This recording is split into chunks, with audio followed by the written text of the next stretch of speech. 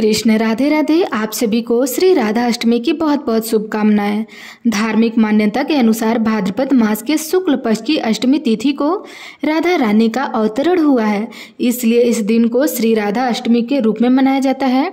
और इस बार भादो महीने के शुक्ल पक्ष की अष्टमी तिथि आरंभ हो रही है 30 अगस्त दिन शनिवार को रात्रि के 10:46 से शुरू हो रही है, जिसका समापन अगले दिन 31 अगस्त दिन रविवार को देर रात्रि के 12:57 पर होगा।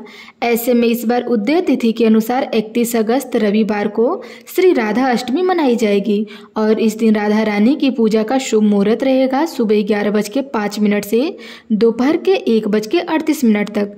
लेकिन ध्यान रखिएगा, इस दिन भद्रा भी लग रहा है और भद्रा का समय सुबह 5:59 से लेकर के 11:54 तक रहेगा और इस बार भद्रा का वास स्वर्ग लोक में रहेगा, इसलिए यह भद्रा अशुभ नहीं मानी जाएंगी। पूजा पाठ संबंधी कार्य आप इस समय कर सकते हैं। श्री राधा अष्टमी के दिन सूर्योदय होगा सुबह 6:12 पर और सूर्यास्त होगा शाम के समय 6:41 पर। इस दिन अनुराधा नक्षत्र शाम के समय 5:47 तक रहेगा। बाद में ज्येष्ठ नक्षत्र प्रारंभ हो जाएगा। राहु काल दोपहर के 4:30 से शाम के समय 6 बजे तक रहेगा और अमृत काल सुबह 5:48 से 7:35 तक रहेगा। सुबह की पूजा आप चाहें तो सुबह इस समय कर सकते हैं और श्री राधा अष्टमी के दिन सबसे विशेष बात यह होती है कि इस दिन व्रत केवल दोपहर के समय तक ही रखा जाता है।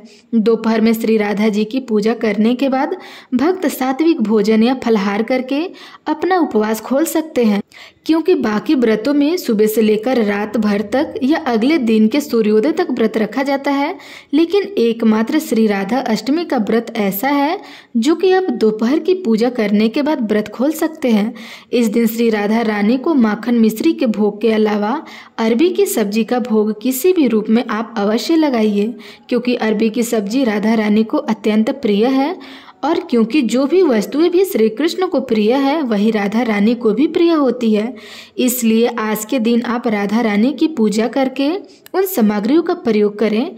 इसलिए आज के दिन आप राधा रानी की भी पूजा में उन सामग्रियों का प्रयोग करें जिन्हें आप श्री कृष्ण जन्माष्टमी के दिन करती हैं। भगवान कृष्ण को भोग में तुलसी का पत्ता रखकर भोग अर्पित करें, लेकिन राधा रानी को तुलसी के पत्ते अर्पित नहीं करना चाहिए। इस दिन धूप दीप नैवेद्य जलाएं और श्री राधा जी के जन्म की खुशियाँ मनाएं। ये थी आज की वीडियो। अगर आपको अच्छी लगी हो तो लाइक कमेंट अवश्य करिएगा। धन्यवाद।